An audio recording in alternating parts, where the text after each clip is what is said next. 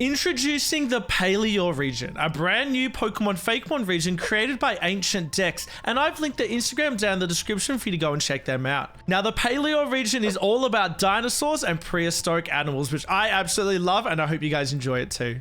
We are first going to choose our character, and you can choose between either Alan and Claire, and they're based on Alan Grant and Claire Denning, of course, from the Jurassic Park series. And then our professor is called Professor Attenborough, which combines David Attenborough, one of my favorite people in the entire world, which I think is perfect for a Pokemon professor, but also has bow in it as like the bow of a tree, because of all of our professors being inspired by plants in some way. Not so much a specific plant, but just the bow in there as well for that little tie, but also sounds very similar to Attenborough. He's also holding a really ancient looking Pokeball as well, which I think is kind of cool. But now that we know our professor, let's jump in and choose our starter Pokemon. Our grass type Pokemon is called Sproutitch, and this is based on a Stegosaurus. We can see those little leaves coming on the top of its head and along its back, being like the spines of the Stegosaurus, but also very leafy, of course, as well. But this looks really happy and really cute. I really like this one. It is known to be a very playful and energetic Pokemon too.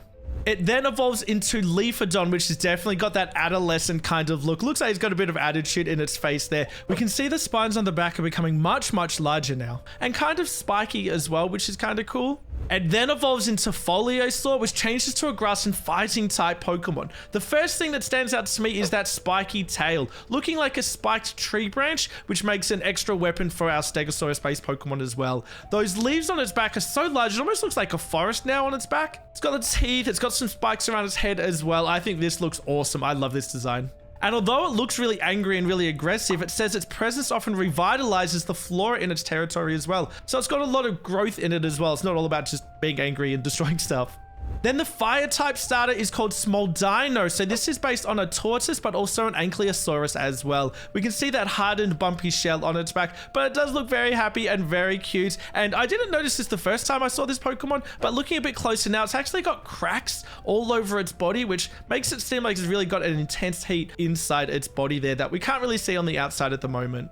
It evolves into Scorchon, which is still looking very, very happy, but we can see that shell has become massively improved now. Really spiky. It's almost got like a magma-y kind of look, I think, to those spikes. And it's got some little horns that are forming on top of its head as well, which is interesting. Its dex entry says that most of the time it's pretty happy, but it can charge, and those spikes on its back become glowing hot. So I think it could definitely have a few surprises in battle. It then evolves into Ignarkos, which changes to a fire and steel type Pokemon. I think the steel element's really coming in with that shell there. It reminds me a lot of Bowser actually, with the spiky shell and the horns and the fire breathing going on now. We can see that fire also on the tip of its tail as well. It's definitely looking a lot more angry and aggressive, especially compared to the first and second stage evolutions, which were looking very happy.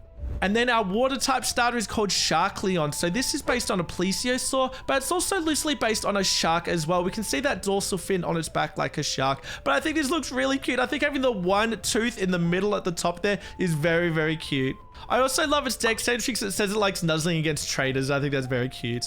The middle evolution is Plesiosaur, which I think definitely focuses on the shark side of things now, not so much on the Plesiosaur. We can see that face is definitely looking a lot like a shark now, not as cute and cuddly as our pre-evolution, but I think even the tail as well is more looking like a shark. Kind of reminds me a bit of a thresher shark, which has a really long tail that it uses to whip, so I can kind of see that a little bit there as well. And then lastly evolves into Abyssodon, which changes to a water and fairy type Pokemon now. Quite a different look here. I think it's more so gone back to the Plesiosaur design here. We can see that really long pink frill down the head, the back, another large sail fin on the back as well. But I really like the spotted pattern along it, but the expression that it's got really makes it seem really serious now. It is known as the Guardian Pokemon, and it says that it guards the deepest trenches of the ocean. So that's why it gets a bit of a serious look, I think. I think I'm going to have to go with the grass type starter, but let me know your choice down in the comments. All right, guys, let's move into Route 1 next. The Route 1 bird is called Archeek and is a normal and flying type Pokemon. Now, this is based on the Archaeopteryx, which is one of the oldest known bird species in the world. Of course, it is extinct now, but it's really cool to see it in a Pokemon form here. We can see that tail is quite large, I think, but this looks kind of cute. I do like its happy expression. Its dex entry says it hangs out near rocky cliffs, and I think the coloring would kind of give it a bit of camouflage as well, which is probably good because it's still quite young. It evolves into Arborix, which is quite a bit different now. It's now changed to a flying and grass type Pokemon. And we can see that kind of grassy camouflage look within the wings and the tail there as well, with those greens coming through. We can see that it's now moved to an area where forest meets stone. So it's starting to move into where it will probably camouflage a bit better now, giving it that grass typing. It's definitely looking a lot more aggressive now as well. It then changes a lot again when it evolves into our Thornix. So now we can see the body is completely spiky and completely thorny. It looks very, very aggressive. But even the wings now, they were a lot softer and rounded in the mid-evolution, but now it's very spiky. So it definitely looks like an apex predator within the forest here. It says that it is known for its territorial rage and attacks anything that comes into its domain. It does look very aggressive, and those red eyes as well, with almost like a bit of a black eyeliner underneath as well. Looks really, really cool. Next, the Route 1 rodent for the region. This is called Normite, the pure normal type Pokemon. Now, this is based on a multi-tuberculate, which is like an ancient rodent known for its specialized kind of teeth. And we can see the teeth on Normite here are very large and buck-toothed, kind of like a rat as well. But it looks very dirty and muddy and kind of got like that patchy, dirty look all over its body, but it does look very aggressive actually. It says that it's surprisingly bold, which I think is clear in the look here, but its teeth also constantly grow and it needs to gnaw at things like rocks to be able to bring it down to a more manageable size. It then changes to a normal and rock type Pokemon when it evolves into Norrex. So we can see those spikes that we had on the pre-evolution have now hardened to become a rocky armor over its back there. Still looks quite aggressive, but is known for burrowing and digging as well now. Still sharpening down its teeth on rocky surfaces as well. Then next is the Pika clone of the region, and it's called Javolt, and it's an electric and ground type Pokemon. Now, of course, based on Pika clones, but it's also based on the Jaholodon, which is an ancient mammal, kind of like a mouse, which was known for all of the spots all over its body. It also has a really long, thin tail, but I think because this is based on Pikachu and Pika clones, but giving it that sort of lightning bolt kind of tail, I think looks really nice and works really well. So it's got a bit of a lightning spike or an electric bolt spike down its back as well. It then evolves into Joltera, which is very much based on Raichu. I think Raichu being sort of bipedal and having that kind of look that we see in Joltera as well, I think is a very heavy inspiration here. We can see that the back has changed a little bit. The head and the back kind of have like a rocky, spiky, hardened look all over it as well, but still has all the spots all over its body like we saw in its pre-evolution as well. Then next is the Route 1 bug of the region, which is called Moscamba, the bug and flying type Pokemon. Very clearly based on a mosquito, we can see with the long proboscis and the body and then the wings, but those wings and the body actually have flecks of amber all over it, which give it a bit of extra protection and make it a bit tougher, which I think is really cool. But the lighting on that amber also confuses predators as well. So I assume this is very, very small, but it's got good evasive skills to get away from predators, which I think is really cool and works really well for this Pokemon. It then evolves into Moscoon, which has lost the flying type. It's just a pure bug type Pokemon, very clearly based on the mosquito that's trapped in the amber, which is like the precursor to all of Jurassic Park. Doesn't seem like it could do much. It just seems like it's protected within hardened amber. But it does say that the insect within the amber is still very much alive and it can sense vibrations through the resin. It then emerges from the amber cocoon into Mosquash, which is a bug and flying type. So it's regained that flying typing again, which kind of makes sense. Now, this thing is an absolute beast. It definitely reminds me of Buzzwole a little bit, kind of like a hulking bug kind of Pokemon. It's got really big muscles. It's got abs and biceps and everything. That proboscis being barbed as well looks very, very dangerous. Now, the wings are completely covered in that amber. So you'd think they wouldn't be able to use it, but it is a flying type, so it still can fly. This looks like a very deadly Pokemon. Very cool design here, I think. Then next is Floralist, the pure fairy type Pokemon. So this Pokemon looks really nice. This is based on a Brachiosaurus. We can see like the soft pastel pinks in here, definitely making it look like a fairy type, and the little flowers are nice along its neck and its head as well. It's got really large wings, but although it can't fly, I mean, it's a Brachiosaurus. Imagine a Brachiosaurus flying. Although it can't fly, it uses its wings to leave a calming trail of sparkling dust behind it, which I think just sounds really nice. And the big horn that it's got on its head as well can hold mystical energy. So there's a bit of mystery behind this Pokemon as well. Then a bit of a different vibe here when we go into Dreadome, the pure ghost type Pokemon. Now, this is based on Apache Cephalosaurus, which is what Cranidos is also based on. You know, that really hard dome kind of skull. We can definitely see here in Dreadome as well. It was like kind of like a Cubone, like the skull over its head. But I think there's a lot of mystery to this Pokemon as well. That eye being kind of like a blue spectral flame is very, very creepy. But it's also like half skeleton as well. We can see the claw and the arm being just like a skeleton itself, almost like lost within that ghostly body, and we've got that spectral tail as well. Very creepy kind of design here. That then evolves into Phantom, which is now much larger and definitely, again, looks very, very creepy. Those large skeleton claws, you can see the ribs, but that skull as well is looking very, very aggressive. But it says that it can have a ghostly roar that echoes from beyond, so I can only imagine what the cry for this Pokemon would be like. Then next is Cryoraptor, the pure ice type Pokemon based on a Velociraptor. More so like the Velociraptors from Jurassic Park rather than the actual Velociraptors, which had feathers on them and were a lot smaller. This is looking like the ones from Jurassic Park, which are very agile and very deadly. And look at those massive claws that it's got, completely made of icicles. Those are really, really long and very, very deadly. But I absolutely love the glowing red eye that it has. I think that looks really cool. It's a very stark contrast to the rest of the light blues across the entire body there. Then next is Ceratops, the pure psychic type Pokemon, of course, based on a Triceratops. Now this looks very cute and does just look like a baby at the moment, but it seems quite mysterious in a way. It says that those psychic horns have concentrated mental energy. I think this Pokemon looks very unassuming and little, but I think it could do a lot of damage if it wanted to. It then evolves into Psyhorn. So interesting enough that the pre-evolution had 4 horns. Now it's down to 3 horns, more like a traditional Triceratops. But the main thing I noticed now is the scratches along its body and on its legs. It's looking a bit more aggressive now, and of course more grown up as well. But it says that each scar on its body tells the story of a psychic duel fought far beyond the visible world. So psychic battling going on, which I think is very, very interesting, but still producing physical scars. It then evolves into Psymorn, which has now lost a horn again. It's now only down to 2 horns. I think it looks a lot more like a rhino. I think with that nose horn being really large and very pronounced, but it's looked like it's meditating, or it might be in some kind of intense battle, but it looks like it's meditating with its eyes closed now. I guess if its battles aren't physical, they're all mental. It's really trying to concentrate on that battle, which I think is really, really cool.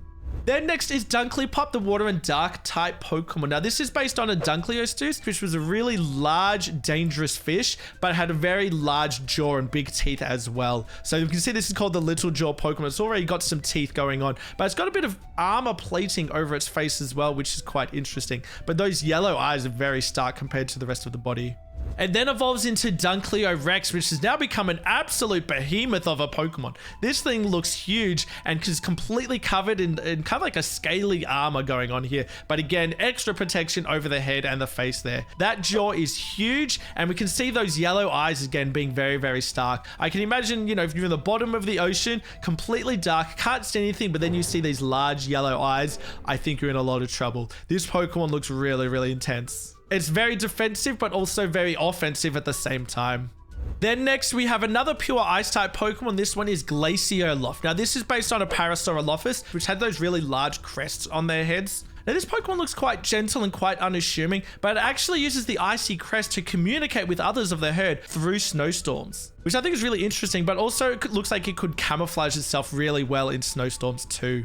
It then evolves into Glaciomine, which changes to an ice and psychic type Pokemon now. We knew that it could use their crest to communicate telepathically before, but now it really focuses on its telepathy here. That horn has got even larger, and its brain actually extends from its skull through the horn as well. It is a psychic type Pokemon, so having that really large brain that it uses for telepathy makes a lot of sense. It's got that interesting purple spiral design over its body as well, which kind of looks psychic in a way, I guess. Then next is Toxotor, the pure poison type Pokemon. Now this is based on a Carnotaurus, which has tiny, tiny little arms, but it does have 2 large horns on its head, which we can see Toxotor has here as well. And those horns are dripping poisonous ooze out of them, and it's starting to cover its body and its front a little bit as well now. This Pokemon also looks like it's got a bit of attitude or a bit of aggressiveness to it as well. I think it's the eyes and the look there. And the Dex description does say that it's very young and reckless, so that kind of makes sense. But its evolution looks vicious. This is Toxobraze. It's now become a poison and dark type Pokemon. That sort of fluoro radioactive poison is all over its body now, but it's got massive horns that almost have like a fiery, shadowy, poisonous gas coming off them, but also that bottom jaw is dripping with toxic ooze. It looks very, very deadly and very, very aggressive. It said its fiery green horns are said to burn with the spite of every grudge it holds. Then next we go into the pseudo-legendary Pokemon of the region. This is Spinub, the pure steel type Pokemon. This is based on a Spinosaurus, and this does look very, very cute, but we can see that sort of steel-plated spine on the back of it from the Spinosaurus there. But it's got like little rosy cheeks and does look very cute.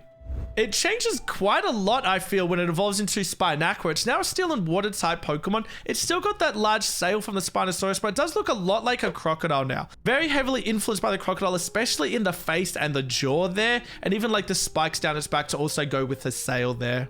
But then it lastly evolves into Spinoscourge, so this looks very, very deadly. Definitely looking like a big bipedal aggressive crocodile, but it still has that sail down the back from the Spinosaurus. But the steel typing is not shown just through the sail, it's also got like a plated armor over its chest and shoulders and wrists and knees as well. Definitely looks very defensive, but also very offensive as well, like our Dunkleus Juice Pokemon that we saw earlier as well. It says that it rules the deep rivers with an iron will, so it sounds very, very dangerous and very commanding. Definitely makes sense for a pseudo legendary, I think.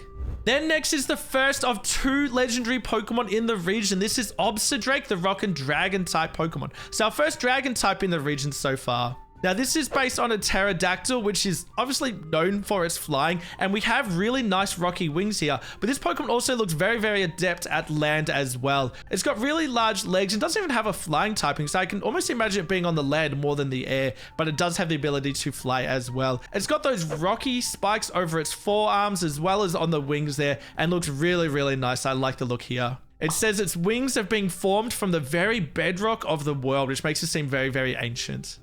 And then the second legendary Pokemon is Venomagnor, the poison and dragon type Pokemon. Of course, based on the Tyrannosaurus Rex. We have to have a T-Rex based Pokemon in a dinosaur themed region. This looks amazing. I absolutely love the design for this. That sort of poisonous vein look across the entire body looks really, really intense. Like it's just overflowing with poison. It's dripping poison from its mouth. It's got poison on the tips of the spikes on its back. It's got like a poisonous dagger for a tail. This thing looks very, very intense. And the dex description said that it can spread a toxic fog from its mouth as well that can decay flesh and metal. So it's just poison everywhere from this, but it's also got big claws and teeth as well. This Pokemon looks very, very deadly and is very fitting for a legendary, I think.